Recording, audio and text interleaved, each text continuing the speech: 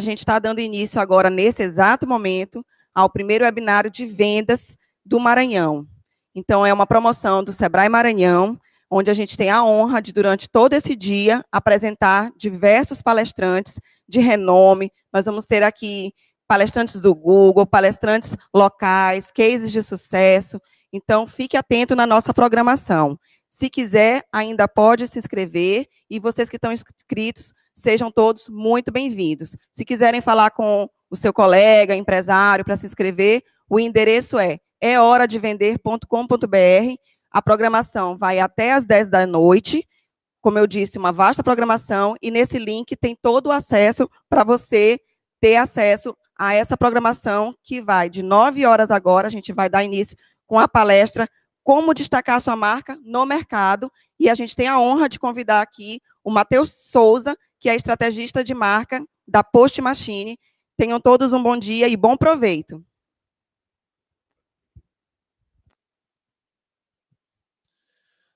Bom, pessoal, bom dia. Então, como a Mariana falou, hoje eu vou falar um pouquinho sobre como que estratégias e negócios elas impactam na venda diretamente, né?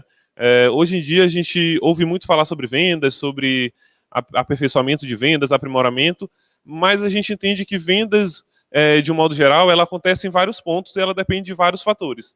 Então, vendo a programação também do evento, a gente conseguiu perceber isso, que é a preocupação de trazer esse olhar para vendas mais geral, esse olhar para vendas olhando para vários fatores que impactam naquele momento final, né? Que não, a venda não é só quando o cara compra de ti ou quando ele passa o cartão para adquirir o teu produto, mas ele vem de toda uma jornada antes desse trabalho. Bom, e aí, só me apresentando um pouquinho, como a Mariana falou, hoje eu sou estrategista de marca na Post Machine, e hoje o que a gente faz lá, o nosso desafio na área de estratégia, é transformar negócios locais no que a gente chama de marcas icônicas, que são marcas bem construídas, marcas que conseguem ter uma comunidade em volta de si e conseguem gerar mais vendas através disso, né? Então, gerar mais clientes, fidelizar as pessoas e conseguir, de fato, ter um local no mercado bem definido. Eu sou formado em engenharia de produção, mas todo o minha pós-graduação foi nessa área de posicionamento de marca e modelagem de negócio. Bom, passando aqui um pouquinho, a gente não consegue falar sobre estratégia de marca sem antes mencionar branding. E aí eu já explico por quê. Brand é uma palavra que muito vem sendo falada ao longo do tempo, e hoje em dia ela vem crescendo cada vez mais. E as pessoas às vezes atribuem diversos significados para brand. Então, nada melhor do que começar essa conversa aqui setando o que de fato é brand para a gente. E aí eu sempre trago essa frase do Jeff Bezos, que é o CEO da Amazon, que ele diz que brand é tudo que falam da sua marca quando você não está perto. Então, ao contrário do que muitas pessoas pensam, brand não é o que a minha marca fala dela mesma, o brand não é o que eu acho que a minha marca é, e sim o que os meus clientes percebem da minha marca. E aqui vale um ponto de atenção muito importante, que é, hoje os clientes já têm uma percepção da tua marca, seja ela boa ou ruim. Então, a hora de se olhar para o brand sempre é agora. Eu nunca posso deixar para olhar para ele daqui a 2 anos, daqui a 1 ano, por quê? Porque em todo momento, desde que eu entrei no mercado, a minha marca já passa uma sensação ou um sentimento para o cliente. A gente tem que saber hoje se essa sensação é boa ou ruim e entender como que a gente consegue transformar essa percepção do nosso cliente em alguma coisa que reverta em resultados melhores. O Martin Neumeier, que é o segundo autor que eu trouxe, ele é um cara que tem agência de branding nos Estados Unidos e fez livros sobre, e ele sempre diz que branding é a sensação ou sentimento das pessoas sobre a sua marca. Então, de novo, aquele mesmo ponto que a gente já trouxe. O branding é como as pessoas te enxergam, é o que eu passo para elas. Então pode ser que ele varie de pessoa para pessoa, de cliente para cliente. O importante é, eu preciso entender o que o meu cliente pensa de mim para que eu consiga traçar estratégias de mercado. Beleza? Bom, e aí eu trouxe um dado aqui muito interessante, que é que uma pesquisa da Edelman Brasil, que é uma empresa de comunicação global, e enfim, e a filial deles aqui no Brasil fez essa pesquisa com o mercado brasileiro. Os brasileiros dizem que 91% das pessoas entrevistadas falaram que confiar na marca é muito importante na hora da compra. Então, quando a gente está tratando de brand, como eu falei, a gente não está tratando só de percepção, só de sentimento, só do que eu quero que a minha marca seja. Eu estou tratando de como que eu consigo definir uma estratégia para que as pessoas comprem mais de mim. Porque é o que essa pesquisa está me dizendo, que a gente só compra de quem a gente tem confiança. A gente só compra de empresas que a gente confia e sabe que vai entregar o que ela está prometendo, né? E aí, só um ponto interessante aqui nessa pesquisa também, é que uma das conclusões dela foi que as pessoas hoje não se atêm só ao que a tua marca fala. Então, vamos dar um exemplo aqui de dia do cliente. Então, muitas marcas vão lá e fazem algumas ações na rede social, algumas marcas fazem uma propaganda, uma campanha de comunicação, e aí, no dia a dia, a campanha de comunicação não tem nada a ver com o que a marca está praticando. Então, isso, eles perceberam dentro dessa pesquisa, que as pessoas estão cada vez menos ligando para o que tu comunica, mas sim para o que tu comunica e principalmente tu faz no dia a dia. Então, a gente precisa ter esse alinhamento, essa constância dentro do nosso negócio muito grande, que eu só comunico aquilo que eu de fato faço, ou eu só digo o que eu sou, aquilo que eu gero valor para o mercado, porque as pessoas estão cada vez mais ligadas nisso, né? Bom, e a gente consegue ver isso muito claro, que o brand impacta nas vendas. Então, se eu estou dizendo que brand é a sensação de confiança, a sensação que eu passo para aquela pessoa, e eu estou trazendo uma pesquisa que me diz que as pessoas só compram de quem elas confiam, então a gente consegue fazer essa relação muito rapidamente, de que o brand, ele impacta diretamente na quantidade de vendas e na quantidade de clientes fidelizados que eu vou ter dentro da minha empresa. Então, uma empresa que passa uma imagem não tão boa, ela vai conseguir fidelizar menos, ela vai conseguir vender menos, ela vai conseguir faturar menos por consequência. Ao contrário de empresas que conseguem passar uma boa imagem, e aí ela vai ter esse modelo de negócio durando um pouquinho mais por conta do que ela passa, né? E aí a gente consegue ver isso muito claramente nesse exemplo. Eu acho que a maioria das pessoas já teve que fazer alguma compra pela internet, ou já teve que comprar algum calçado, uma roupa. E o que é que acontece hoje? Nunca, talvez na história da internet, ou na história do mundo até, a gente teve tanta opção de onde comprar produto. Hoje a gente consegue comprar de vários Instagrams, tem vários Instagrams vendendo relógio, roupa, sapato. Só que o que é que acontece? Por mais que tenha muita gente vendendo, a maioria das pessoas, elas sempre compram nos lugares que ela mais confia. Então esse é um exemplo muito grande de como a confiança na marca, por mais que a concorrência venda produtos parecidos, é a confiança na marca que vai fazer com que a pessoa compre comigo e não compre no outro local. Por que acontece? Quando ela vê um Instagram lá que fez uma foto bonita do relógio, mas que ela nunca viu essa loja, ela pensa, pô, será que esse relógio vai chegar mesmo? Será que o relógio vai chegar igual da foto? Será que eu vou confiar? Então, por mais que no primeiro contato ela tenha gostado muito, no segundo momento ela ainda vai pensar, cara, eu não conheço isso aqui. Então ela vai ter um momento de hesitação, e é esse momento de hesitação que as empresas precisam quebrar, construindo uma imagem de referência, construindo uma imagem que impacte positivamente no mercado. Bom, então, o segundo ponto que a gente chega aqui é que, beleza, o brand é importante, ele impacta nas nossas vendas, mas hoje ele precisa ser construído.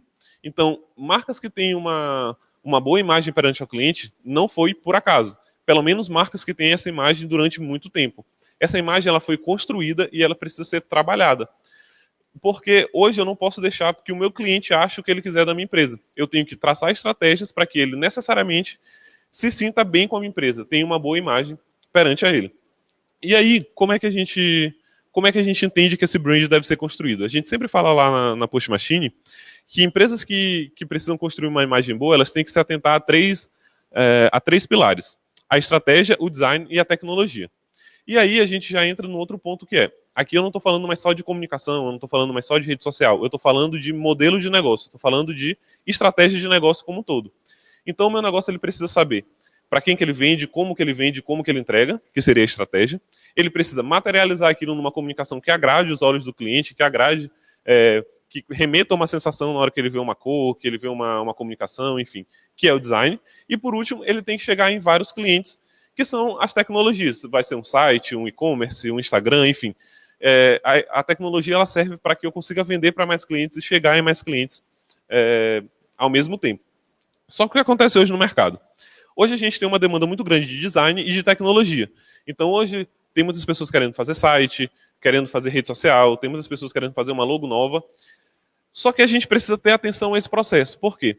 Porque sem estratégia, a gente não consegue ter um norte claro de onde a gente vai e a gente acaba caindo nesse cenário que a gente chama de negócios à deriva. Os negócios à deriva são aqueles que, por não ter uma estratégia muito bem definida, eles acabam fazendo ações muito pontuais e não conseguem ser consistentes em nada. Então, eles não conseguem achar um lugar de mercado que lhe caibam. Então, eles não entendem para quem que eles vendem, para quem que eles geram mais valor, como que eles podem entregar o produto dele, e acaba que eles estão sempre apagando fogo. Eles estão sempre fazendo uma promoção aqui, uma promoção ali, eles estão sempre preocupados com as datas festivas, porque é o que vai salvar o faturamento deles, quando, na verdade, o que precisa acontecer é o contrário. Eu preciso ter uma estratégia que eu entenda quem que eu sou e para onde eu quero ir. E com essa estratégia, aí tudo vem em decorrência. Então, em cima da minha estratégia, eu vou montar minha comunicação, vou montar as minhas promoções, as minhas ativações, enfim. Então, o primeiro de tudo que a gente começa a ver aqui é que a estratégia, ela sempre é o ponto de partida. Eu não consigo construir nada se eu não entender o porquê por trás daquilo, se eu não entender a estratégia que guia aquela minha ação. E quando a gente fala de estratégia especificamente aqui, que é o que eu queria vir conversar com vocês nesse talk, a gente está falando de posicionamento de negócio. Bom, Matheus, o que é posicionamento de negócio, então? Posicionamento de negócio, eu costumo dizer que são um conjunto de estratégias que define o que a tua marca vai ser. Então, quando eu estou tratando aqui, eu não estou tratando, como eu falei anteriormente, eu não estou tratando de comunicação.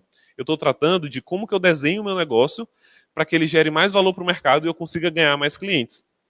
Então, antes de qualquer coisa que eu queira fazer, eu preciso ver qual é o posicionamento do meu negócio, porque isso vai impactar diretamente no que eu vou vender, por exemplo. Como é esse caso aqui que eu trouxe. Se a gente olhar a Heineken e a Skol, elas basicamente vendem o mesmo produto, elas estão no mesmo segmento de mercado, que é o mercado de bebidas alcoólicas. Só que a maneira como a Skol vende bebida alcoólica e a maneira como a Heineken vende isso são completamente diferentes. E o que mudou a maneira como eles apresentam isso é o posicionamento de marca de cada uma. Ora, a Skol, o público da Skol é um público mais jovem, é um público que está começando nessa fase de bebida alcoólica, que está iniciando nesse momento da vida. Então, as exigências desse público são totalmente diferentes do público da Heineken, por exemplo, que é um público que já consome bebida alcoólica há muito tempo, que é um público que é muito mais exigente com outros pontos. Então, o que eles fizeram? Eles ajustaram o produto deles para gerar valor para quem eles querem vender. Então, por exemplo, a Skol, ela tem várias linhas de cerveja. Ela tem a Skol Hope, ela tem a Skol Senses, a Skol Beats, enfim. Ela tenta, vamos dizer assim, entre muitas aspas, maquiar um pouquinho o sabor, trazendo outros sabores ou trazendo outras novidades que impactam diretamente no produto. Então, ela lançou uma linha de produto nova por conta do público-alvo dela. Já a Heineken, a gente nunca vai ver a Heineken fazendo isso, porque a Heineken prega absurdamente o respeito às raízes da cerveja, porque o público da Heineken, ele quer beber uma cerveja que de fato seja mais conservadora, vamos dizer assim. Então a Heineken ela vai ter no máximo uma ou duas linhas de cerveja e vai mudar muito mais o tamanho e o tipo de envasamento, né? Então esse exemplo é muito claro de como com o mesmo mercado, no mesmo nicho de mercado, a gente consegue oferecer produtos totalmente diferentes, olhando apenas para o posicionamento de marca, olhando para o que é o meu negócio e o que eu quero oferecer com ele. Beleza? Bom, aqui dentro de posicionamento, então, lá na Post Machine, a gente usa esse framework para dizer que uma empresa que quer ser bem posicionada, ela tem que olhar para esses três horizontes. Ela tem que olhar para mercado, clientes e para o próprio negócio. Então, hoje a gente tem, isso não é uma regra, mas é a maneira como a gente tem de ser mais efetivo de fazer, e esse é o modelo que a gente faz dentro da agência. A gente entende que esse modelo aqui é o que vai fazer eu conseguir dizer o que eu sou e conseguir me tornar uma empresa bem posicionada e com uma proposta de valor muito clara para o mercado. E aí, como é que a gente consegue fazer isso? Bom, o primeiro ponto é olhar para o mercado. Ora, se eu preciso ser bem posicionado, eu preciso entender onde que o meu mercado está falhando hoje em dia. Onde que eu tenho oportunidade para entrar. O que eu posso mudar na maneira de oferecer meu produto para chegar mais rápido e mais efetivamente nos meus clientes. Então, aqui dentro de mercado, eu vou olhar para o presente do mercado, então eu vou olhar para os gaps atuais, para o que o mercado mundial está fazendo, para o que o meu mercado local, enfim, boas práticas. Eu vou fazer um relatório de tudo que está acontecendo dentro do meu nicho de mercado. Então, se a gente fosse pegar o exemplo de uma pizzaria, por exemplo, ela precisaria ver o que as pizzarias daqui da cidade estão vendendo, o que as pizzarias do mundo estão vendendo, como que as pizzarias do mundo estão vendendo, enfim, analisar todo esse cenário para entender o que pode ser feito. Mas não para por aqui. A gente precisa olhar também para o mercado futuro. Então, posicionar também é se antecipar algumas tendências. E para que eu veja tendências, eu preciso olhar lá para frente. Então, no futuro do mercado, eu vou olhar para as novas tecnologias que estão entrando no meu nicho, eu vou olhar para as tendências de comportamento, isso é muito importante. Então, Matheus, nesse mesmo caso da pizzaria, por exemplo.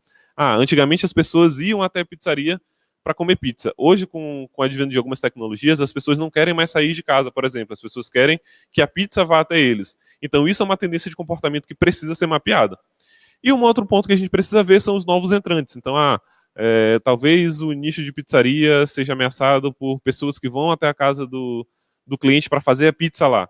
Enfim, esse é só um exemplo, mas eu preciso mapear isso, eu preciso entender para onde que o meu mercado está indo. Isso independentemente se eu vendo produto, se eu vendo serviço, enfim. Eu preciso entender quais são as tendências do meu mercado para que eu consiga, de fato, me alinhar a ele, certo? Então, um ponto importante aqui pesquisar é importante, só que eu tenho que transformar todas as minhas pesquisas em insights. Ou seja, não adianta só eu fazer um relatório muito bonito, eu preciso tirar conclusões daquilo. Então, eu vi um artigo, um estudo de caso que mostra que a maioria das pessoas agora está usando o Instagram para fazer compra de pizza, por exemplo.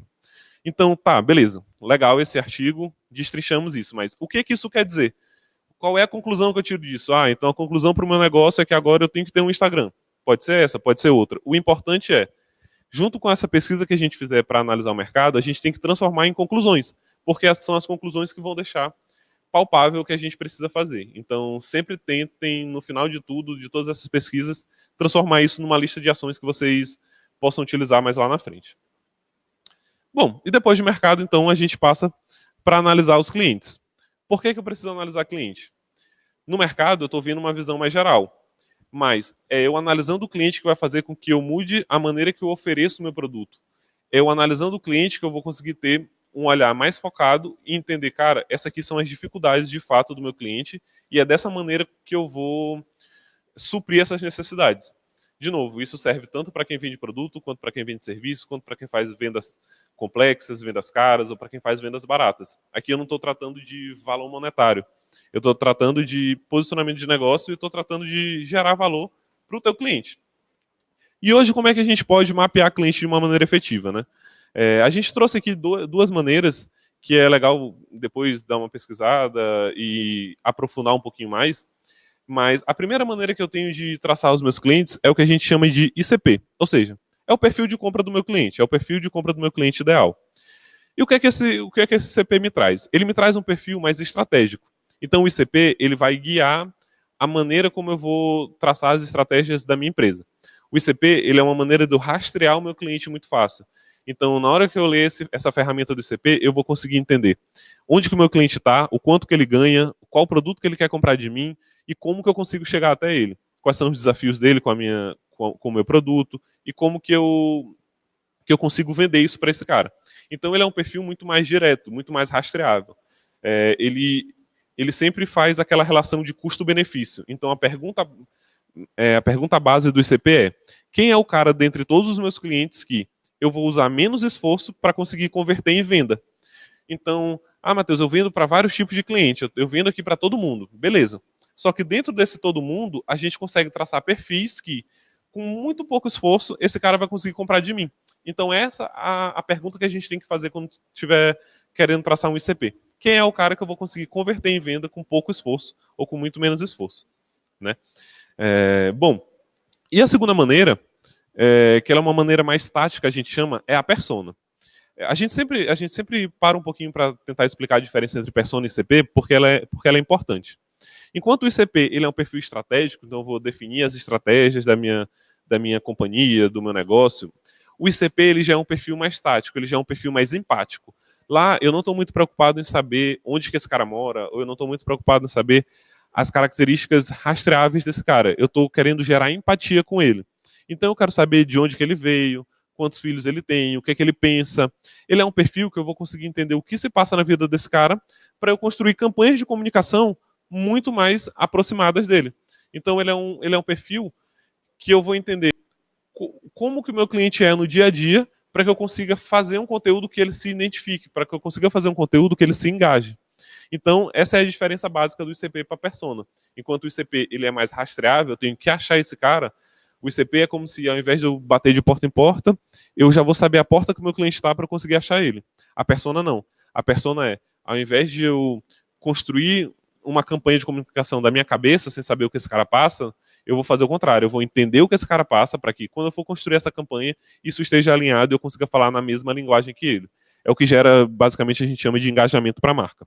Então, esses pontos são importantes da gente levar em conta, e a gente entende que todo negócio deve ter esses dois perfis traçados, porque eles são complementares, né? Na verdade, eles não brigam um com o outro. E aí a gente traz esse insight que ele é muito interessante, que é: eu preciso conhecer o meu cliente para que eu possa encontrar. Então, hoje em dia, a gente vai ver isso ao longo do dia, muitas empresas elas fazem o que a gente chama de método passivo de prospecção. Então, eu estou aqui com minha loja e o meu cliente vai vir porque ele vai me conhecer. Beleza, isso acontece. Só que as empresas hoje elas não podem depender disso para sobreviver. Então, eu preciso ir atrás do meu cliente. E como que eu vou atrás do meu cliente se eu não conheço ele?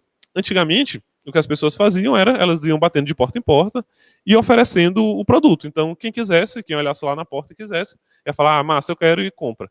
Só que isso demanda muito gasto. Então, hoje, as pessoas criaram ferramentas para que eu não preciso mais bater de porta em porta para achar o meu cliente. Eu vou saber onde que esse cara está e eu vou entender a melhor maneira de chegar nele. Então, eu vou economizar custos e vou aumentar os meus resultados com venda, porque eu vou ser muito mais efetivo, eu vou ser muito mais direto e vou ser muito mais incisivo nessa procura, né? Então isso é muito importante. Ninguém consegue encontrar cliente se a gente não conhece ele.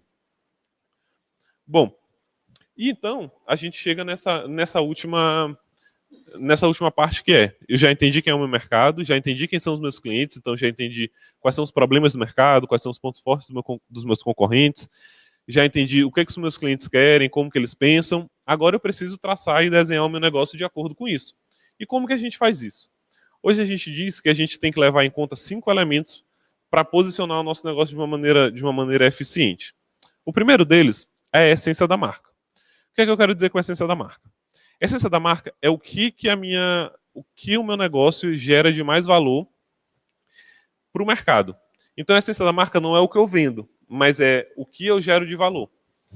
E para isso a gente tem vários exemplos, né? Então, por exemplo, no ramo de carros ou de joias, as empresas elas não vendem a joia ou o carro em si, elas vendem a sensação de poder. A gente nunca pode se limitar ao que a nossa empresa vende. Então, eu tenho que entender o que eu sou. Porque hoje, a maneira que eu tangibilizo isso é nesse produto, mas amanhã pode não ser, amanhã pode ser em outro, amanhã pode ser em outro. Só que, para que eu mude, para que eu faça essa mudança de produto, eu tenho que entender qual é a essência da minha marca, o que é que eu faço. Um exemplo que eu sempre uso para explicar isso é o caso da Novalgina. Novalgina? Não, do Dorflex, desculpa. O Dorflex, eles não se dizem um remédio para dor de cabeça, eles se dizem especialistas em dor de cabeça. Então, hoje, eles são especialistas em dor de cabeça que curam as pessoas por remédio. Amanhã, pode não ser um remédio, pode ser uma outra tecnologia, depois de amanhã pode ser outra coisa, mas a essência deles é ser especialistas em dor de cabeça. Então, tem uma mudança aqui muito interessante de visão, que em uma me limita a ser um remédio, e a outra eu posso ter uma grande gama de produtos e serviços para oferecer. Bom, o segundo ponto são os diferenciais competitivos. E aí sim a gente é um pouquinho mais objetivo. Os diferenciais competitivos são a lista de ações que fazem a minha empresa ser diferente das outras. Então, cara, eu consigo competir aqui no mercado por isso, por isso, por isso. Por esses pontos aqui que na minha empresa são bem desenvolvidos. Então, a ideia aqui é que a gente use de fato diferenciais competitivos. Essa questão de, o meu atendimento é muito bom. Isso a gente tenta evitar aqui, porque a gente quer o que de fato vai fazer o teu cliente ir na tua loja e não em outra, por exemplo. Né? É uma lista de temas mais tangível, mais palpável. Bom, depois disso, o terceiro ponto, e esse talvez seja um dos mais importantes, tá bom, tu me disse então que o teu diferencial competitivo é tecnologia, mas me dê as razões para acreditar nisso. Então, as razões para acreditar é exatamente como a minha empresa põe aquele diferencial competitivo em prática. Então, o meu diferencial competitivo é tecnologia porque eu tenho um laboratório interno que desenvolve tecnologias para minha loja, como é o caso do Magazine Luiza, por exemplo. Ou então, o meu diferencial não é tecnologia, mas é atendimento, porque eu tenho clientes muito, muito bem treinados, meus atendentes são muito bem treinados e passam 3 horas conversando com o meu cliente. Isso sim é ter um atendimento diferenciado, que é o caso da Zappos, por exemplo, que é uma loja nos Estados Unidos que eles se dizem uma loja de atendimento que vende sapatos, né? Então, eles são muito, muito focados nisso. Enfim, o grande ponto aqui é entender como que eu boto o meu diferencial competitivo em prática. Então, as razões para acreditar hoje é um ponto que a gente gasta muito tempo vendo com o empreendedor, com o empresário, porque ele é o que faz o mercado de fato sentir isso. Então, é muito fácil que eu faça uma lista de diferenciais competitivos e não consiga colocar isso em prática. E aí, no final, ele não é diferencial competitivo nenhum. Então, quando a gente estiver fazendo essa lista aqui, é importante que a gente entenda e destrinche ela e aprofunde ela muito bem, para que a gente consiga, de fato, transformar tudo que a gente está falando em prática, né? Bom, e por último, eu tenho os meus produtos e serviços. Por quê? Porque os produtos e serviços, eles são a maneira mais tangível de eu chegar ao meu cliente. Então, quando eu digo que eu sou uma empresa inovadora, que eu sou uma empresa, enfim, tecnológica, eu tenho que ter produtos e serviços que conversem com a minha proposta. Então, eu não posso, por exemplo, dizer que eu sou uma empresa do ramo médico muito tecnológica se eu uso aparelhos lá de trás, se eu não tenho os exames mais modernos. Então, os produtos e serviços, eles têm que estar muito bem alinhados com a proposta da minha marca. E aqui vale um ponto de ressalva importante também. Esses produtos e serviços, eles precisam ser desenhados de acordo com o perfil do meu cliente. É assim que as empresas mais geram valor para o mercado.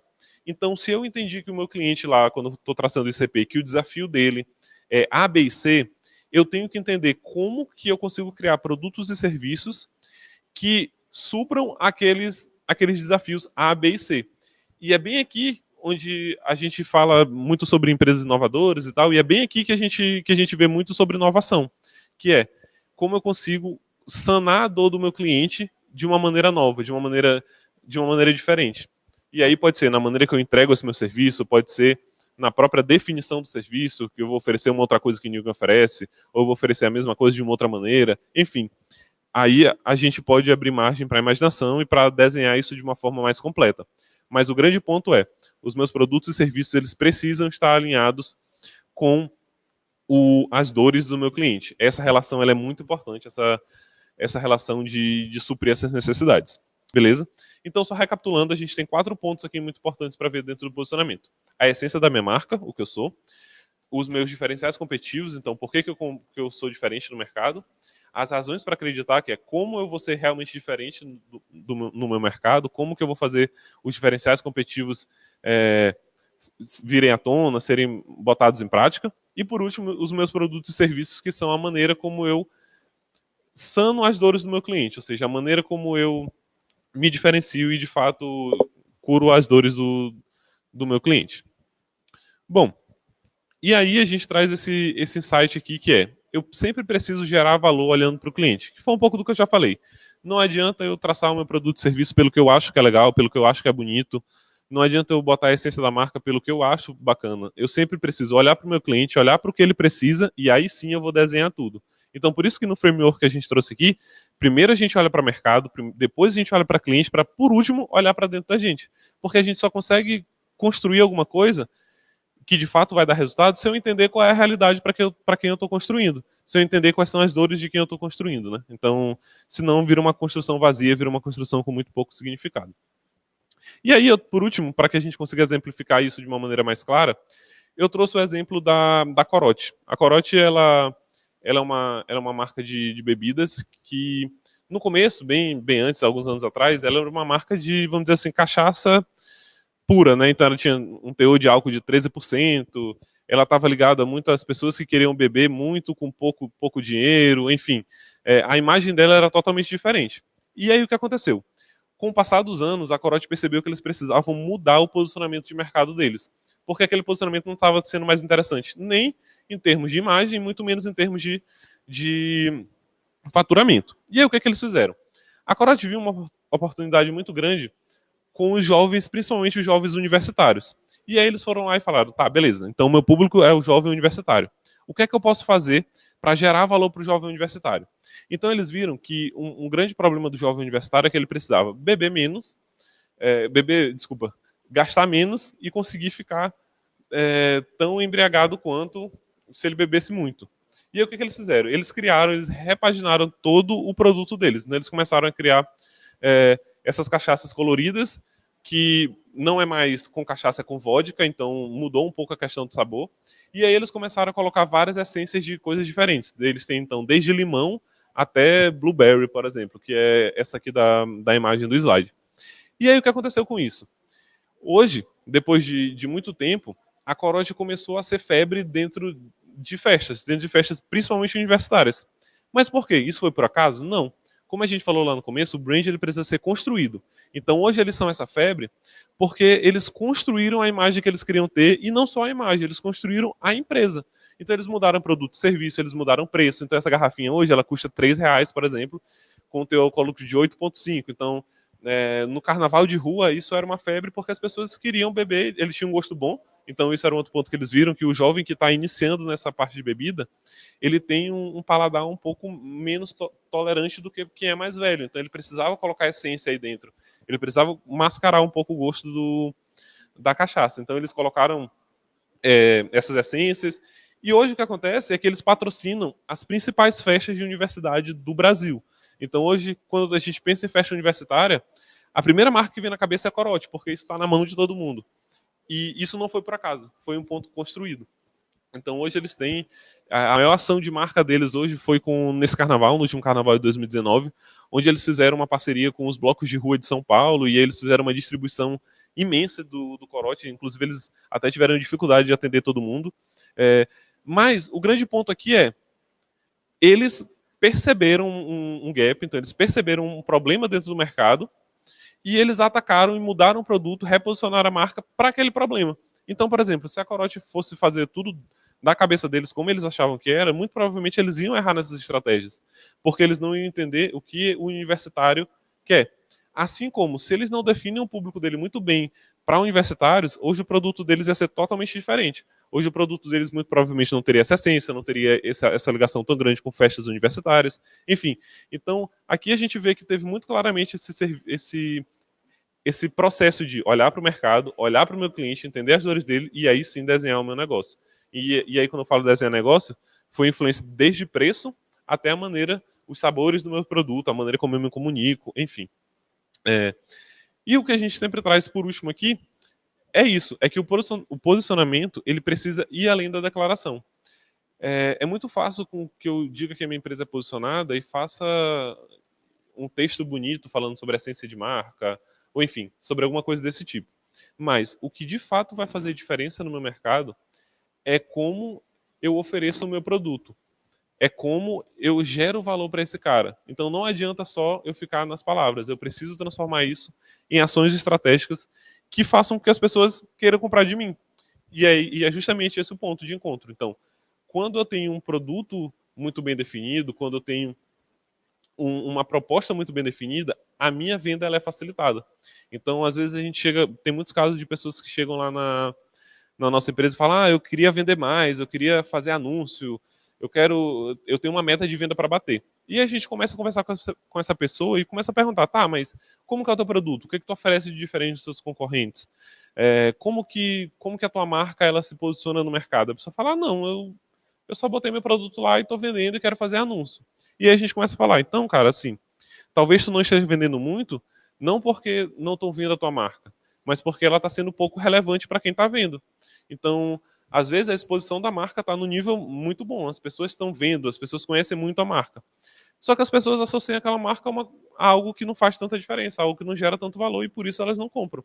Então, na verdade, a venda ela está sendo uma consequência de uma empresa mal posicionada. Então, como eu falei aqui, essa relação de vendas com posicionamento ela é muito forte, porque eu só vendo o que as pessoas conseguem querer comprar. Fora isso, eu não consigo ter essa venda bem feita, né? Então, posicionar, acima de tudo, é como que eu consigo vender mais, porque as pessoas vão se interessar mais pelo meu produto, porque eu vou gerar uma proposta de valor muito mais clara. Então era um pouquinho disso que eu queria compartilhar hoje. Eu acho que a mensagem final é basicamente essa. Então a minha ideia aqui era de fazer de fato essa relação de como que eu consigo vender algo melhor para vender mais. E eu queria agradecer, enfim, a presença de todo mundo que está na sala, da galera que veio. E é isso, e muito obrigado.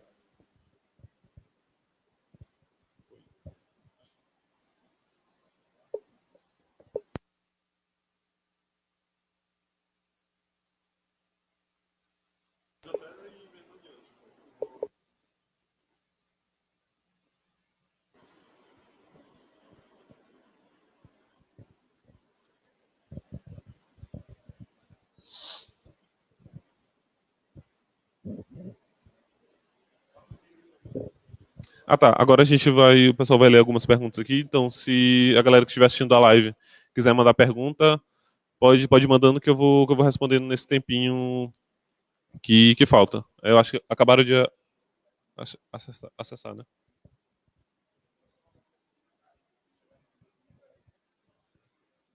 Beleza.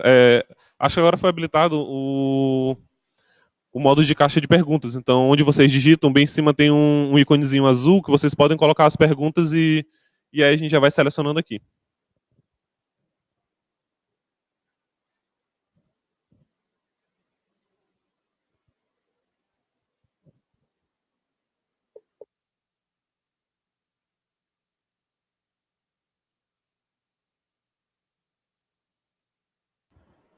Oi, ei.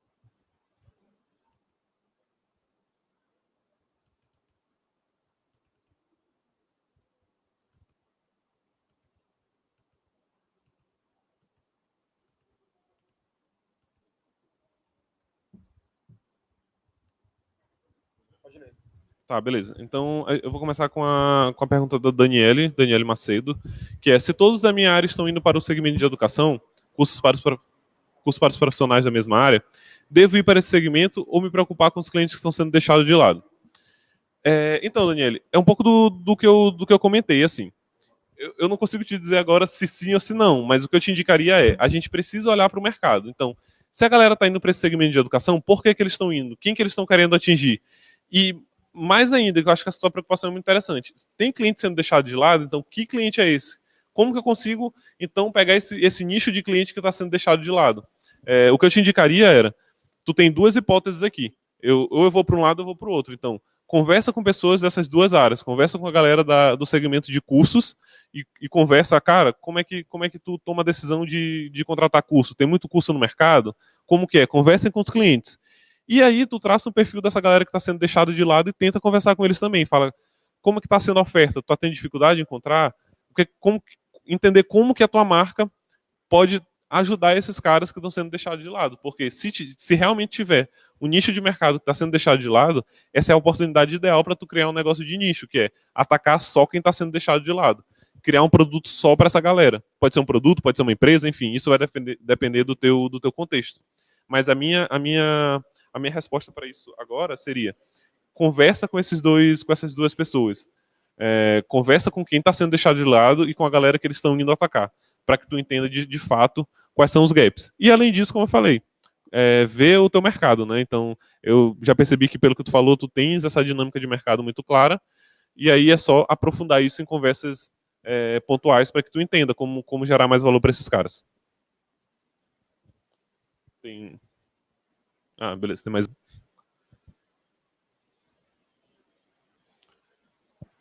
Beleza, tem uma outra pergunta da Daniele, que é autoridade digital e geração de valor. Qual a diferença? Na verdade, eu diria que eles são complementares. Assim, para quem quer ser autoridade, é imprescindível gerar valor, né? Então, é, acho que uma coisa ela casa muito com a outra. Eu não consigo ver como que eu seria autoridade sem gerar valor. O grande ponto aqui é como gerar valor. Hoje em dia, quando a gente fala de autoridade digital, isso é uma conversa muito longa, mas é interessante. As pessoas estão gerando valor sempre da mesma maneira. Então, quando a gente fala de gerar valor, eu vou fazer um e-book, ou então a pessoa vai fazer um Instagram, por exemplo. Isso é importante. Fazer e-book, fazer Instagram é muito importante. Só que, se eu quiser me diferenciar, de novo, eu tenho que entender como, além dessas maneiras, eu consigo gerar valor. Eu não sei exatamente em que área tem essa questão da autoridade, não sei se é no marketing digital, enfim, mas eu consigo gerar valor, por exemplo, através de eventos, através de mentorias, ou eu consigo gerar valor trabalhando em projetos que gerem muito valor. Então, isso são maneiras diferentes de fazer a mesma coisa. Então, a dica que eu daria aqui é: os dois conceitos eles estão certos, os dois conceitos se completam. O que a gente precisa ver aqui é como eu estou gerando valor para o meu mercado e o que é valor para o meu mercado. Eu preciso conversar com as pessoas que eu quero ser influente para entender, cara, o que é que tu sente falta no mercado digital, por exemplo, se eu quiser ser uma autoridade digital, como a pergunta fala. Então, eu não sinto falta de conteúdo, eu sinto falta de uma curadoria, eu sinto falta de eventos, eu sinto falta disso, daquilo, enfim. Conversem com a audiência para que eu consiga dar uma solução que de fato cumpra o problema deles, porque senão eu vou só estar copiando a solução de outras pessoas, e aí eu não estou me aprofundando naquilo, eu só estou fazendo o mesmo que as outras pessoas estão fazendo. Fazer o mesmo, às vezes, ele é preciso, ele só não pode ser a única coisa, ele tem que ser mais do que aquilo. Então é fazer o mesmo e mais alguma coisa. Mudou aqui agora. Você indica alguma ferramenta para gestão para montar o ICP e a persona do cliente? A pergunta da Patrícia. Então, Patrícia, se tu pesquisares no Google, por exemplo, sobre ICP e persona, tu vais ter alguns pontos para tu perguntar, para tu definir, aliás, desculpa. Então, tu consegue montar um quadro, uma planilha com esses pontos e ir montando. Hoje a gente já tem algumas ferramentas que facilitam bastante. Não existe nenhuma ferramenta, tipo, com nome e tal. Existe, para persona, existe se tu botar mapa de empatia, ou se tu botar ferramenta para persona no Google, vai aparecer. Por ICP já tem menos, eu possivelmente nunca vi uma ferramenta montada assim, mas se tu pesquisares, tu vai entender que o ICP tu precisa saber isso, da persona tu precisa saber isso. Então tem esse conteúdo que tu consegue montar uma ferramenta, talvez, se for preciso, para ti. Mas em pesquisas já existem os pontos que eu preciso ver. Tem mais um?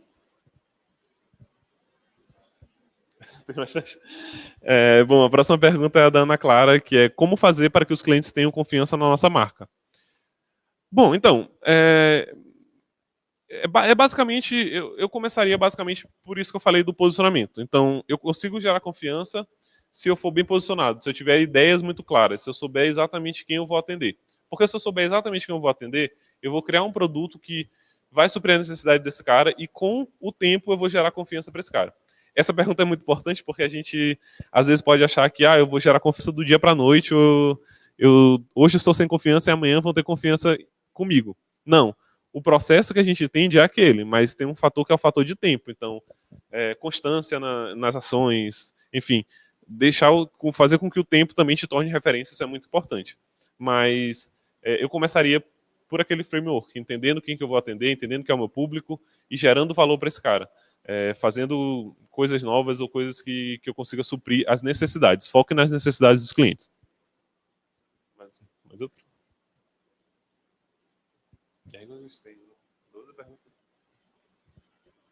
Beleza. A outra pergunta é a pergunta do Breno. Como destacar marca em mercados difíceis? Exemplo, expandindo para outro estado que não conhece a nossa marca e onde que já existem vários do mesmo ramo no local. Tá, então, pelo que eu entendi, a pergunta do Breno é como que eu consigo destacar minha marca em mercados muito saturados, em mercados que tenham muitos concorrentes. Cara, hoje a gente tem... Eu posso tentar me diferenciar, eu posso tentar criar uma outra empresa que ofereça um serviço complementar, mas o grande ponto isso que tu falou é muito importante, de expandir. Então, esse mercado aqui em São Luís já está muito complicado, então como que eu consigo atingir um outro mercado? Ou como que dentro do mercado de São Luís eu consigo achar um subgrupo que ainda não está sendo atendido? Então, vocês podem ver que muitas das perguntas eu estou falando em conhecer o público, conversar com o público, porque isso é muito importante. Porque quando a gente conversa com esses caras, a gente entende quais são as insatisfações. E aí a gente consegue fazer o que a gente chama de incremento na nossa proposta de valor. Então, às vezes eu não vou mudar radicalmente o que eu vendo. Às vezes eu só vou mudar a forma que eu entrego. Mas eu só consigo mudar isso se eu entender o que o meu cliente precisa. Então, assim, de fato, é um pouquinho mais difícil destacar marcas com mercados muito, muito cheios, mas tem como.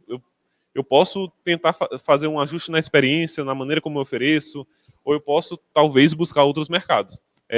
A única coisa o que vai me dar uma resposta concreta sobre isso é a análise que eu vou fazer desse mercado, né? Então é a análise que eu vou fazer desse cenário.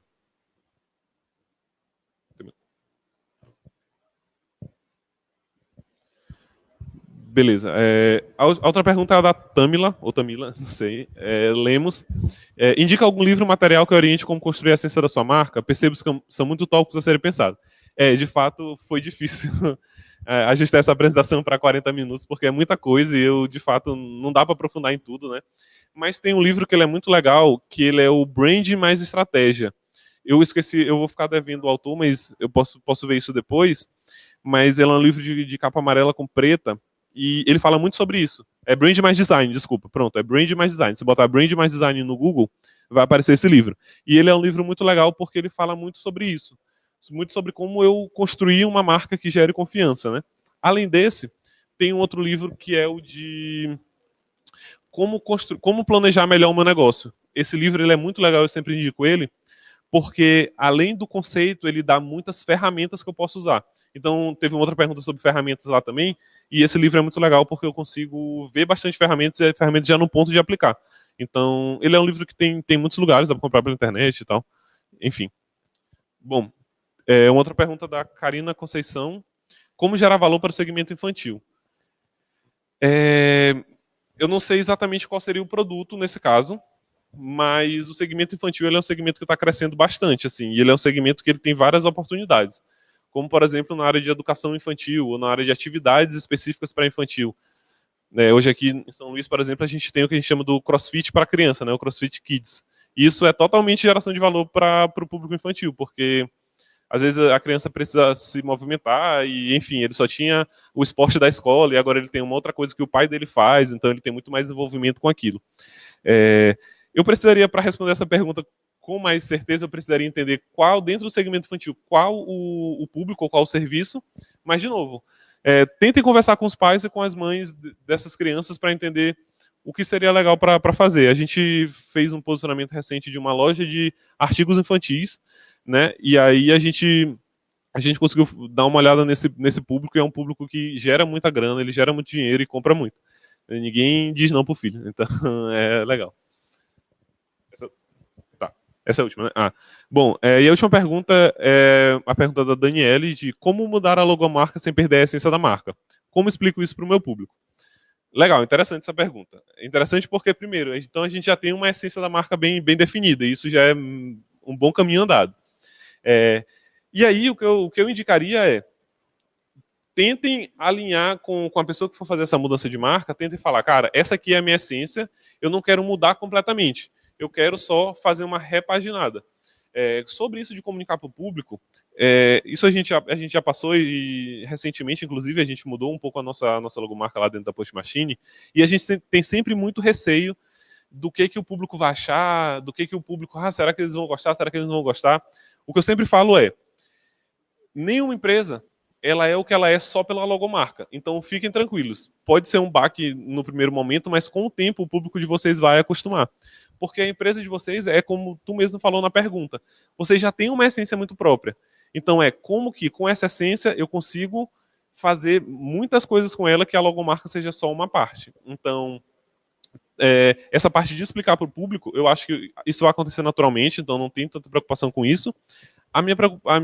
A minha outra dica seria escreva essa essência, deixa essa essência muito clara para todo mundo, que aí tu vai ver isso sendo reverberado na tua operação, enfim, em todos os outros pontos de contato com o cliente, e não só na logomarca. Então a logomarca ela vai ser ali um ponto importante sim, mas não único. E aí isso vai amenizar muito mais essa mudança, e às vezes é uma mudança para melhor, às vezes a galera gosta bastante. Então esse processo já está bem encaminhado.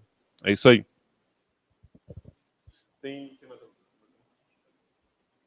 Beleza. Tá.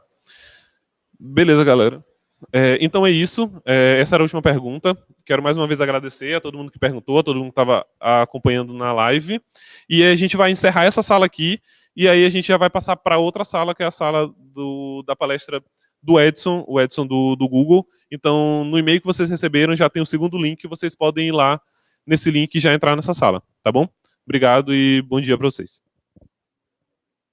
Tem no Instagram também, na link do bio da Instagram. Valeu. É hora de vender, @é hora de vender, tudo junto sem acento. Esqueci de falar.